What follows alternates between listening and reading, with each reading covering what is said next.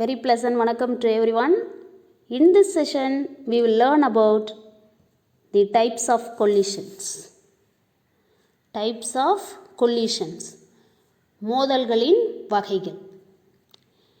In any collision process, the total linear momentum and total energy are always conserved, whereas the total kinetic energy need not to be conserved always.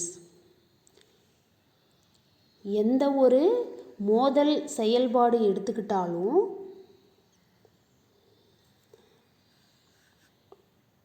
மொத்த நேர்கோட்டு உந்தமும் மொத்த ஆற்றலும் எப்பவுமே எப்படி இருக்கும் அப்படின்னு பார்த்தீங்கன்னா மாறாமல் இருக்கும். அதே சமயத்தில் மொத்த இயக்க ஆற்றல் அப்படிங்கிறது எப்போதுமே மாறாமல் இருக்கணுங்கிற அவசியம் கிடையாது, இருக்க தேவையில்லை. In any collision process, the total linear momentum and total energy are always conserved, whereas the total kinetic energy need not to be conserved always. எந்த ஒரு மோதல் செயல்முறை எடுத்துக்கிட்டாலும் மொத்த நேர்கோட்டு உந்தம் மொத்த ஆற்றல் இது எப்போவுமே மாறாமல் இருக்கும். அதே நேரத்தில் மொத்த இயக்க ஆற்றல் எப்போவுமே மாறாமல் இருக்கணுங்கிற அவசியம் கிடையாது. In some part of initial kinetic energy is transferred to other form of energy. ஆரம்ப இயக்க ஆற்றலில் ஒரு சிறிய பகுதி என்னாகும் அப்படின்னா வேறு வடிவ ஆற்றலாக மாற்றப்படும். Some part of the initial kinetic energy is transferred to other form of energy. தொடக்க இயக்க ஆற்றலில் ஒரு பகுதி வேறு வகையாக மாற்றமடைகிறது அல்லது வேறு வகையான ஆற்றலாக மாற்றமடைகிறது.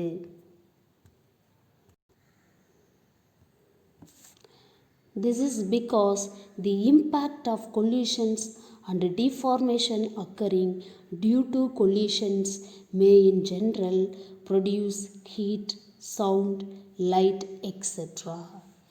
இதுக்கு என்ன காரணம்? This is because இது எதனால் நடக்குது, இதுக்கு என்ன காரணம் அப்படின்னு பார்த்தீங்கன்னா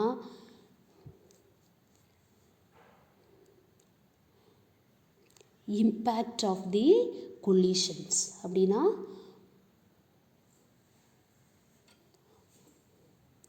மோதல்களினால் ஏற்படும் தாக்கம் அல்லது இம்பேக்ட் ஆஃப் டிஃபார்மேஷன். அந்த மோதல் நடக்கிறதுனால பொருட்களோட பரிமாணத்தில் ஏற்படுற மாற்றம், உருகுலைவு, அதனோட தாக்கம் கொலிஷன்ஸ்னால் உருவாகுது. அது மேபி அதாவது ஒருவேளை பொதுவாக அது எந்த வகையான ஆற்றலை உருவாக்கலாம் அப்படின்னா வெப்பாற்றலை உருவாக்கலாம், சத்தம் அப்படிங்கிற ஒளி ஆற்றலை உருவாக்கலாம், வெளிச்சம் அப்படிங்கிற ஒளி ஆற்றலை உருவாக்கலாம்.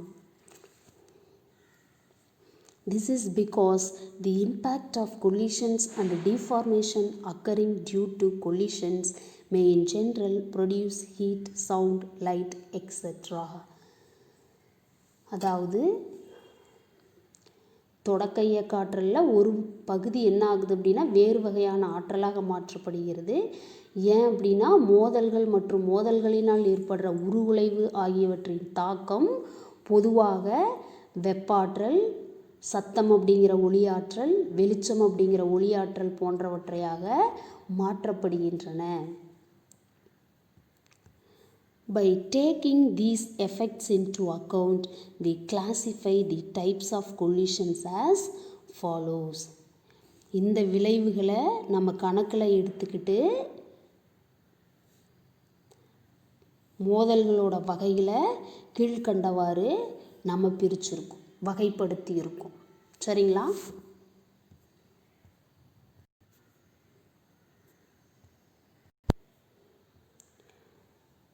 கொல்லிஷன்ஸில் ஃபஸ்ட்டு டைப் என்ன அப்படின்னு பார்த்திங்கன்னா எலாஸ்டிக் கொல்லிஷன், மீட்சி மோதல் அப்படின்னு சொல்லி சொல்கிறது. இந்த எலாஸ்டிக் கொல்லிஷனில் பார்த்திங்கன்னா டோட்டல் எனர்ஜி அப்படிங்கிறது before collision is equal to after collision அப்படிங்கிற மாதிரி இருக்கும். செகண்ட் டைப் ஆஃப் கொல்லிஷன் என்ன அப்படின்னு பார்த்திங்கன்னா இன்எலாஸ்டிக் கொல்லிஷன். இந்த இன்எலாஸ்டிக் கொல்லிஷனில் பார்த்திங்கன்னா kinetic energy of the system before collision is not is equal to kinetic energy of the system after collision அப்படிங்கிற மாதிரி இருக்கும். அதை பற்றி தான் இப்போ நம்ம தெரிஞ்சுக்க போகிறோம். சரிங்களா? Listen students. First one, elastic collision. In a collision, the total initial kinetic energy of the bodies is equal to the total final kinetic energy of the bodies. The total kinetic energy of the bodies பார்த்திங்கன்னா equal before collision is equal to the total kinetic energy of the bodies after collision. மோதலுக்கு முன்னாடி அந்த அமைப்போட மொத்த இயக்காற்றலும் மோதலுக்கு பின்னாடி அந்த அமைப்போட மொத்த இயக்காற்றலும் சமமாக இருக்கும். எதில் அப்படின்னு பார்த்திங்கன்னா இன் எலாஸ்டிக் கொல்லிஷன், மீட்சி மோதலில். Then it is called as elastic collision. இதுக்கு பேர் தான் என்னது அப்படின்னு பார்த்தீங்கன்னா மீட்சி மோதல். அதை எப்படி ரெப்ரசன்ட் பண்ணியிருக்கோம் அப்படின்னு பார்த்தீங்கன்னா total kinetic energy before collision is equal to total kinetic energy after collision. மோதலுக்கு முன்னாடி மொத்த இயக்காற்றல் சமம், மோதலுக்கு பின் மொத்த இயக்க ஆற்றல். அடுத்து நம்ம தெரிஞ்சுக்க போகிற விஷயம் என்ன அப்படின்னு பார்த்தீங்கன்னா inelastic collision. In a collision, the total initial kinetic energy of the bodies before collision, initial தான் யார் before collision, is not equal to total final kinetic energy of the body after collision இருக்கும். அதாவது ஒரு collision நடக்கும்போது total initial kinetic energy of the body before collision பார்த்திங்கன்னா not equal to total final kinetic energy of the bodies after collision. மோதலுக்கு முன்னாடி அந்த அமைப்போட மொத்த இயக்காற்றலும் மோதலுக்கு பின்னாடி அந்த இருக்கிற அந்த அமைப்போட மொத்த இயக்காற்றலும் சமமாக இருக்காது. இங்கே பாருங்கள் அழகாக ரெப்ரசன்ட் பண்ணியிருக்கோம். The total initial kinetic energy of the bodies is not equal to total final kinetic energy of the bodies after collision. Then it is called as inelastic collision. இதுக்கு பேர் தான் மோதல் நடக்கும்போது ஒரு அமைப்பு அல்லது ரெண்டு மோதலுக்கு உட்படுற அந்த ரெண்டு பொருட்களோட மோதலுக்கு முன் இருக்கிற மொத்த இயக்காற்றலும் மோதலுக்கு பின்னாடி இருக்கிற மொத்த இயக்காற்றலும் சமமாக இருக்காது. Kinetic energy before collision is not is equal to kinetic energy after collision. இந்த மாதிரி டைப் ஆஃப் கொல்லிஷனுக்கு பேர் தான் இன்எலாஸ்டிக் கொல்லிஷன், மீட்சியற்ற மோதல் அப்படின்னு சொல்லி சொல்கிறது. இங்கே சுருக்கமாக கொடுத்துருக்குறாங்க பாரு. Total kinetic energy before collision is not is equal to total kinetic energy after collision. மோதலுக்கு முன் மொத்த இயக்காற்றல் இங்கே சமம் இல்லை, not equal to மோதலுக்கு பின் மொத்த இயக்க ஆற்றல். All of you understood? Okay. இங்கே கவனிங்க. Total kinetic energy after collision minus of total kinetic energy before collision is equal to loss in kinetic energy during the collision. அது இங்கே del Q, அந்த டிஃப்ரென்ஸை வந்து del Qன்னு போட்டிருக்கோம். After collision total kinetic energy minus of total kinetic energy before கொல்லிஷனுங்கிறது நமக்கு எதை கொடுக்குது அப்படின்னு பார்த்தீங்கன்னா கொல்லிஷன் நடக்கும்போது ஏற்பட்ட ஆற்றல் இழப்பை நமக்கு கொடுக்குது. அதாவது மோதலுக்கு பின் மொத்த இயக்க ஆற்றல் கழித்தல் மோதலுக்கு முன் மொத்த இயக்க ஆற்றல். இந்த வேறுபாடு நமக்கு எதை கொடுக்குது அப்படின்னு பார்த்திங்கன்னா, மோதல் நடக்கும்போது ஏற்பட்ட ஆற்றல் இழப்பை கொடுக்குது. அந்த ஆற்றல் இழப்பை வந்து நம்ம டெல் கியூ அப்படின்னு சொல்லி குறிப்பிடுறோம். ஓகே.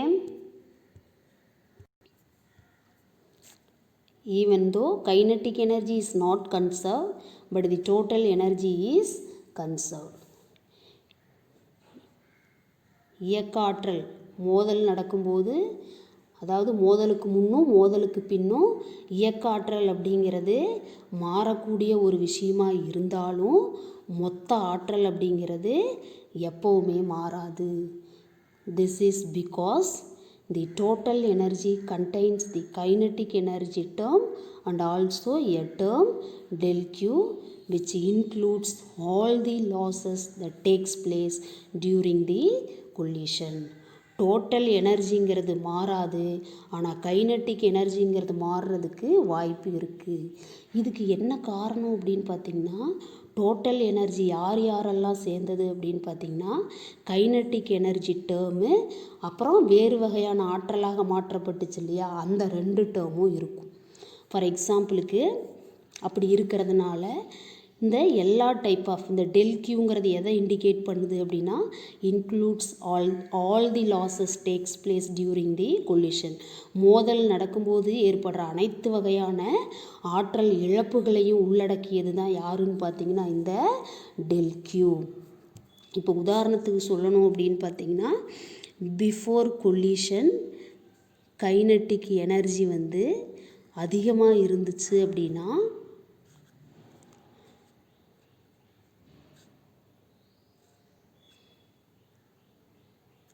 டெல் கியூ அப்படிங்கிறது எப்படி இருக்கும், கம்மியாக இருக்கும். அதுவே ஃபார் எக்ஸாம்பிளுக்கு ஆஃப்டர் கொல்யூஷன் இப்போ இதில் சேஞ்சஸ் வருது, கைனட்டிக் எனர்ஜியில் சேஞ்சஸ் வருது அப்படின்னா, ஒருவேளை after collision kinetic energy decrease ஆகிருந்துச்சுன்னா அந்த டிக்ரிமெண்ட் ஆஃப் எனர்ஜி எங்கே ஆட் ஆகிருக்கும் அப்படின்னா இந்த அதர் ஃபார்ம் ஆஃப் எனர்ஜியில் ஆட் ஆகிருக்கும். அப்போது டெல் கியூங்கிறது இன்க்ரீஸ் ஆகிருக்கும். இந்த கைனட்டிக் எனர்ஜி எவ்வளோ இன்க்ரீஸ் ஆகிருக்கோ அவ்வளோ டெல் கியூ டிக்ரீஸ் ஆகிருக்கும்.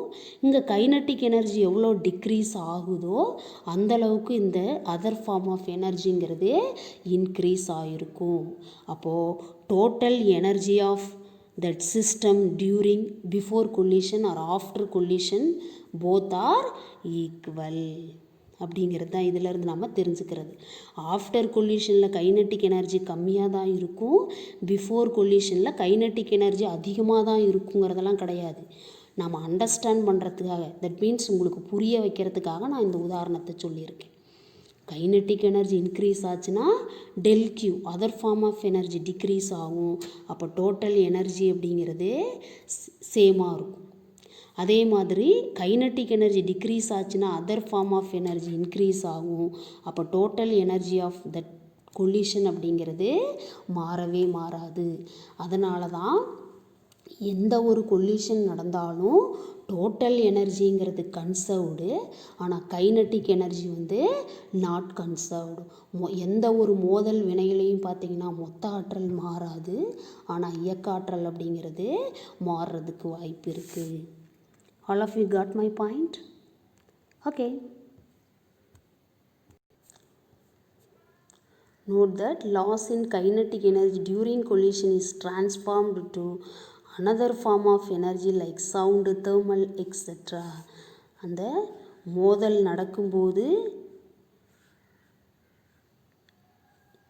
ஏற்படுற அந்த ஆற்றல் இழப்பு, இயக்காற்றல் இழப்பு வந்து வேறு வடிவமான ஆற்றலாக மாற்றப்படுது. அந்த ஆற்றல் ஒருவேளை சத்தம் அப்படிங்கிற ஒளி ஆற்றலாக இருக்கலாம், அல்லது வெப்ப ஆற்றல் இருக்கலாம், வெளிச்சம்ங்கிற ஒளி ஆற்றலாக இருக்கிறதுக்கும் வாய்ப்பு இருக்குங்கிறத இங்கே நம்ம குறிப்பிட்டு சொல்லணும். Further, if the two colliding bodies stick together after collision, such collisions are known as completely inelastic collision or perfectly inelastic collision. வேறு விதமாக மேலும் இதை நம்ம விளக்கணும் அப்படின்னா, அந்த மோதலுக்கு உட்படுற அந்த 2 பாடிஸும் வந்து ஒன்றோட ஒன்று ஒட்டிக்கிச்சு அப்படின்னா மோதலுக்கு அப்புறம் ஒன்றோட ஒன்று ஒட்டிக்கிச்சு அப்படின்னா இந்த மாதிரி கொல்லிஷனை தான் நம்ம முழுமையாக வந்து மீட்சியற்ற மோதல்னு சொல்கிறோம், அல்லது தூய்மையாக மீட்சியற்ற மோதல் அப்படின்னு சொல்லி சொல்கிறோம். முழு மீட்சியற்ற மோதல் அல்லது மீட்சியற்ற மோதல் அப்படின்னு சொல்லி சொல்லலாம். Further, if the two colliding bodies stick together after collision, such collisions are known as completely inelastic collision or perfectly inelastic collision. ஒருவேளை மோதலுக்கு உட்படுற அந்த ரெண்டு பொருட்களும் மோதலுக்கு அப்புறம் ஒன்றோட ஒன்று ஒட்டிக்கிச்சு அப்படின்னா அந்த வகையான மோதல் அப்போ ஒரே பொருளாக மாறும் இல்லையா, ஒன்று இயக்கத்தை பொறுத்து இன்னொரு பொருள் இயங்கும். அப்போது அந்த வகையான மோதல் முழுமையாக மீட்சியற்ற மோதல் அல்லது மீட்சியற்ற மோதல் அப்படின்னு சொல்லி சொல்லலாம். Such a collision is found very often.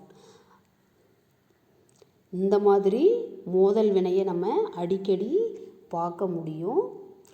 For example, எடுத்துக்காட்டுக்கு பார்த்திங்கன்னா, when a clay putty is thrown on a moving vehicle, the clay putty sticks to the moving vehicle. எடுத்துக்காட்டுக்கு பார்த்திங்கன்னா,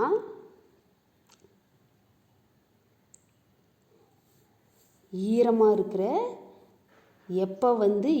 இருக்கிற ஒரு களிமண் உருண்டையை வந்து இயங்கிக்கிட்டு இருக்கிற ஒரு வாகனத்தை நோக்கி நம்ம வீசணும் அப்படின்னா அந்த களிமண் என்ன செய்யும் அப்படின்னா அந்த மூவிங் வெஹிக்கிள் அந்த வாகனத்து மேலே ஒட்டிக்கும். களிமண் சொல்லலாம், இல்லை பபிள் காம் கூட சொல்லலாம். அந்த மாதிரி ஒட்டிக்கும். அப்போது திசை வேகம் எப்படி இருக்கும் அப்படின்னா சமமாக இருக்கும், வெலாசிட்டி கான்ஸ்டண்ட்டாக இருக்கும்.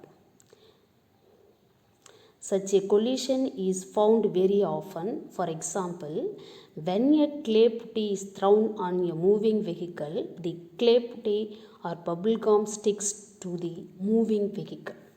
உதாரணத்துக்கு பார்த்தோம் அப்படின்னா, ஈரமான ஒரு களிமண் உருண்டை அல்லது பபிள் காம் ஒரு இயங்கும் வாகனத்தின் மீது எரியப்பட்டுச்சு அப்படின்னா அது அந்த இயங்கும் வாகனத்தின் மேலே ஒட்டிக்கும். அப்போ அது சமமான திசை வேகத்தோட இயங்கும், கான்ஸ்டன்ட் வெலாசிட்டியோட மூவ் ஆகும்.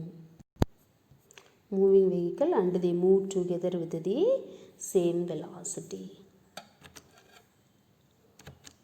All of you understand that elastic and inelastic collision? Okay. Thank you for listening, students.